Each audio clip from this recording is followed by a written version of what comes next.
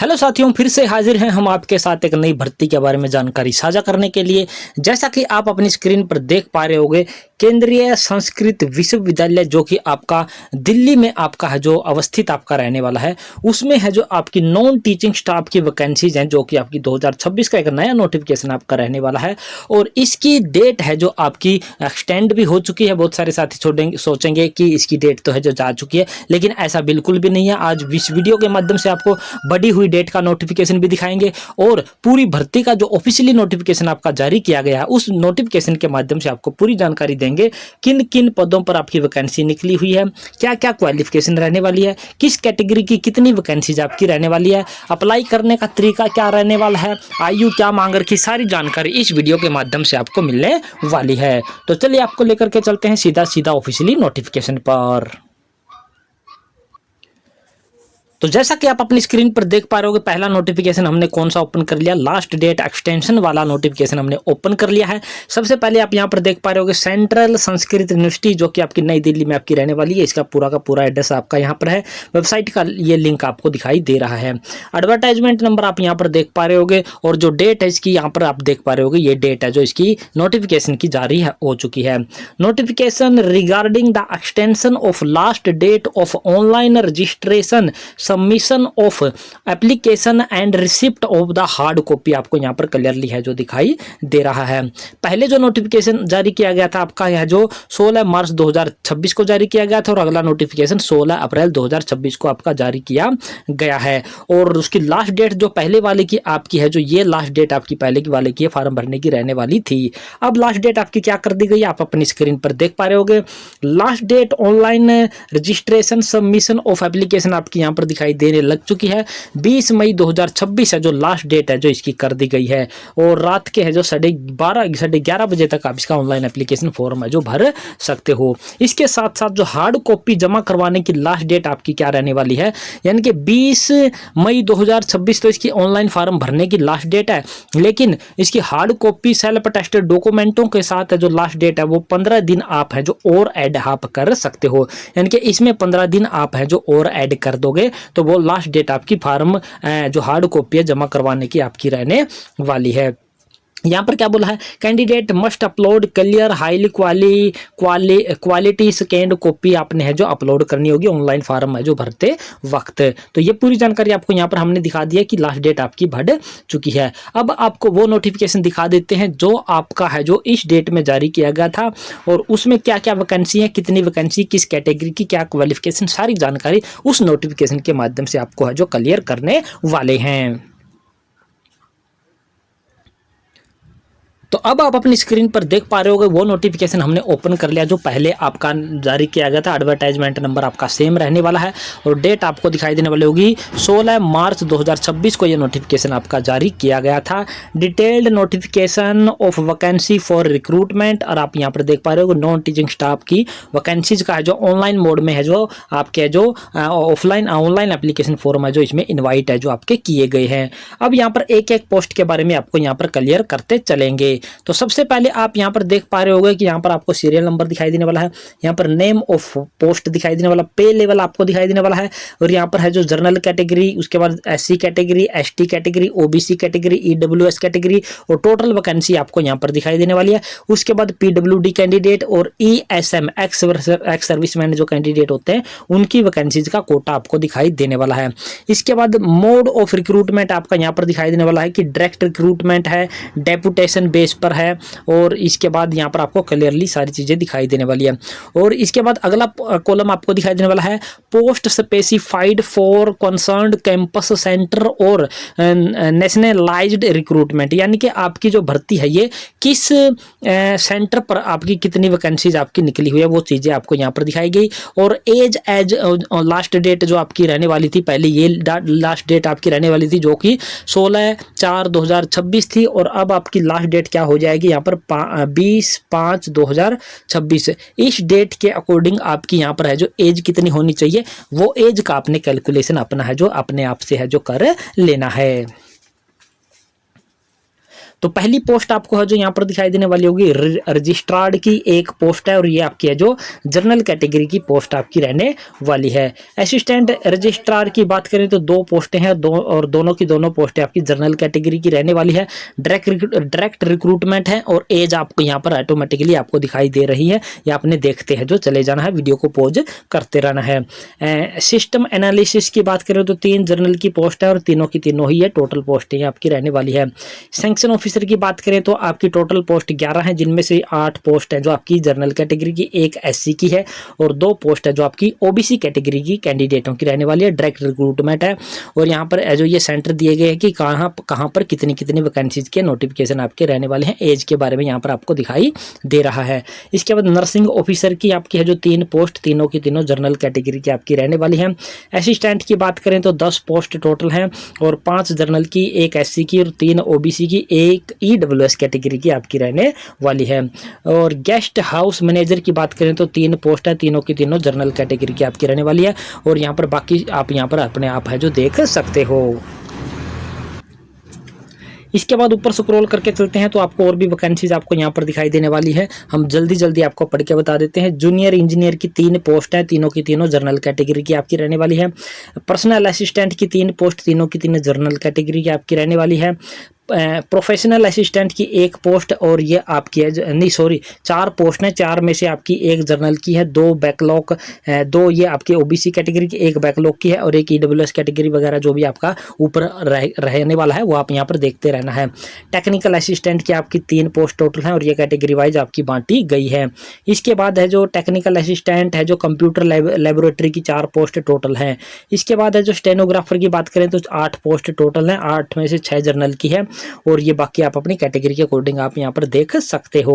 इसके बाद बात कर लेते हैं अपर डिवीजन क्लर्क की। टोटल पोस्टों की बात करें तो 16 पोस्टें रहने वाली है, 9 पोस्ट जनरल की है, 1 SC की है, और ये ST OBC EWS या आप अपने अंदाजा आप लगा देना कि किस किस कैटेगरी की क्या क्या आपकी रहने वाली है, क्योंकि कैटेगरी है जो इसके ऊपर है जो यहाँ पर है जो लिखी हुई है। इसके बाद अगली पोस्टें हैं लाइब्रेरी असिस्टेंट की 1 पोस्ट जनरल कैटेगरी की है, और लोअर डिवीजन क्लर्क की बात करें तो 35 पोस्ट, सबसे ज़्यादा यही पोस्ट हैं जो 35 पोस्ट आपकी रहने वाली है, जिनमें से 16 पोस्ट आपकी किसकी जनरल कैटेगरी की है, 6 SC की है, 1 ST की है, OBC की है, उसके बाद EWS की है, और उसके बाद ये PWD और एक्स सर्विसमैन कैंडिडेटों की आपकी यहाँ पर रहने वाली है। डायरेक्ट रिक्रूटमेंट है, ये आपके हैं जो स्टेशन दिखाई देने वाले हैं, और मैक्सिमम एज आपको यहाँ पर दिखाई दे रही है।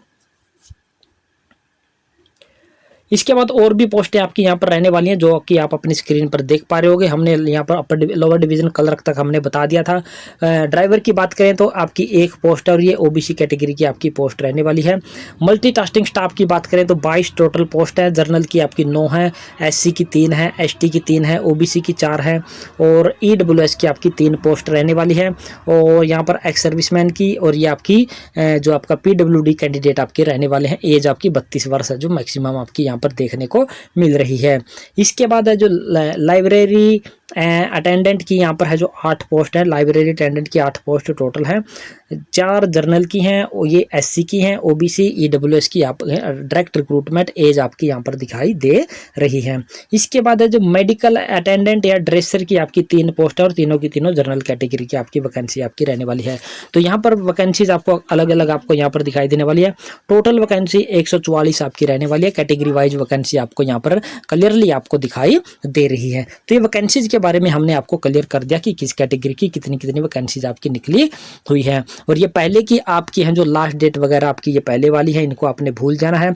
अब लास्ट डेट है जो फार्म भरने की हमने पहले भी बता दिया कि 20/5/2026 लास्ट डेट फार्म भरने की आपकी रहने वाली है, और इसमें आपने 15 और जोड़ देना। उसके बाद आपने वो आपकी हार्ड कॉपी जमा करने की लास्ट डेट आपकी है जो हो जाएगी। हार्ड कॉपी आपने कहाँ पर आपने जमा करनी है, यहाँ पर for the post of registered की पोस्ट के लिए आप अप्लाई करोगे तो इस एड्रेस पर आपने अपनी हार्ड कॉपी को भेजना है।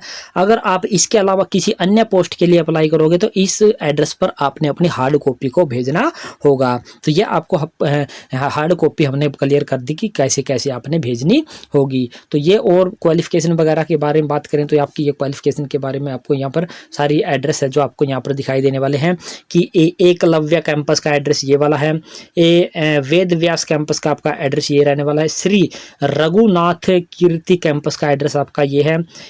AIKSEDS सेंटर का कैंपस ये है। ऑल इंडिया कैडर की बात करें तो आपका सेंटर आपका ये आपको यहाँ पर क्लियरली है जो दिखाई दे रहा है। इसके बाद और स्क्रॉल करके देखें तो आपको ये बहुत सारी जानकारी है जो आपको यहाँ पर देखने को मिल रही है, और आपका ऑनलाइन एप्लीकेशन फॉर्म वगैरह फिल करने का जो लिंक है जो आपको यहाँ पर दिखाई दे रहा है आपको क्लियरली। अब बात कर लेते हैं कि फीस की आपकी कितनी फीस है जो किस कैटेगरी की आपकी यहाँ पर निर्धारित है जो कर रखी है। तो यहाँ पर आपको है जो लेवल 10 से लेकर के 14 जो कि ये पोस्टें आपकी रहने वाली है, इनके लिए आपके जर्नल OBC और EWS के लिए 3000 और SC ST PWD कैंडिडेटों के लिए 1500 रुपये की फीस आपकी है जो यहाँ पर लगने वाली है। इसके बाद अगली पोस्टें आपकी हैं जो कि लेवल 6 से लेकर लेवल 9 के अंतर्गत आपकी रहने वाली है, और ये सारी की सारी पोस्टों के लिए अगर आप फॉर्म भरोगे तो आपकी है जो यहाँ पर जर्नल OBC EWS की 2000 है, SC ST PWD की आपकी 1000 रुपये फीस आपकी है जो इसमें लगने वाली है। इसके बाद लेवल 1 से लेकर 5 तक जितनी भी पोस्टें आपको यहाँ पर नजर आ रही हैं, इनका अगर आप फॉर्म भरोगे तो जर्नल OBC EWS और एक्स सर्विसमैन की आपकी 1000 है, SC ST PWD की कैंडिडेटों की आपकी 500 रुपये फीस आपकी यहाँ पर है जो लगने वाली है। इसके बाद थोड़ा सा और स्क्रॉल करके आपको दिखाते हैं कि किसको कोई छूट वगैरह मिली हुई है या फिर नहीं मिली हुई है। इसमें कोई छूट वगैरह का यहाँ पर कोई प्रावधान है जो हमें यहाँ पर नज़र नहीं आ रहा है किसी भी तरह के कैंडिडेट के लिए, तो हमें नहीं नज़र आ रहा, तो इसका मतलब कोई भी फीस में है जो छूट यहाँ पर नहीं मिलने वाली है। इसके बाद आपके जो एज वगैरह में छूट दी जाएगी वो as per the government of India के रूल के अकॉर्डिंग आपको जो कैटेगरी वाइज है जो आपको है जो एज वगैरह में छूट है जो इसमें मिलने का प्रावधान आपका है जो रखा गया है। स्क्रॉल करके और जानकारी आप यहाँ पर देख पाओगे, ये सारी जानकारी आप अपने नोटिफिकेशन के माध्यम से आप हैं जो देख सकते हैं।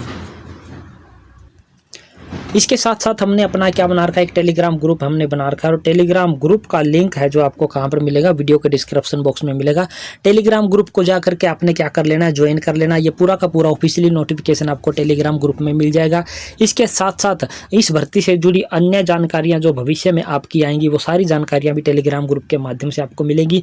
इसके साथ जो ऑफलाइन मोड में एप्लीकेशन फॉर्म भरे जाते हैं उनकी PDF वगैरह भी टेलीग्राम ग्रुप के माध्यम से आपको है जो देखने को मिलेगी, और ये और भी बहुत सारी जानकारी ये नोटिफिकेशन में आपको यहाँ पर देखने को मिल रही है। 18 पेज का ये नोटिफिकेशन आपका है जो पूरा का पूरा है जो रहने वाला है। क्वालिफिकेशन वगैरह के बारे में भी जानकारी आपको नीचे स्क्रॉल करेंगे तो आपको देखने को जो यहाँ पर मिलेगी। क्वालिफिकेशन एलिजिबिलिटी आपको यहाँ पर दिखाई देने वाली है।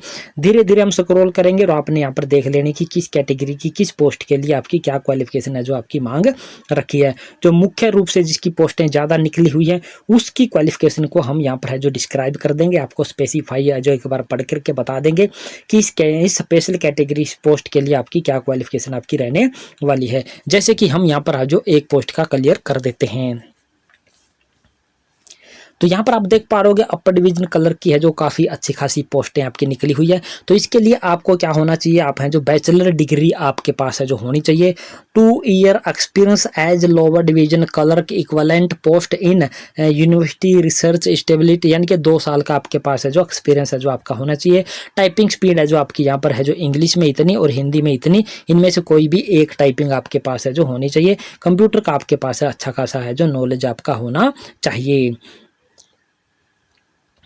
इसके बाद लाइब्रेरी अटेंडेंट की बात करें तो bachelor degree in library information science and equivalent, और टाइपिंग स्पीड है जो 20 वर्ड पर मिनट इन इंग्लिश आपकी होनी चाहिए, और कंप्यूटर की नॉलेज आपको है जो यहाँ पर है जो आपकी होनी चाहिए। इसके बाद है जो लोअर डिवीजन क्लर्क की बात करें तो आपकी है जो बैचलर डिग्री आपके पास होनी चाहिए।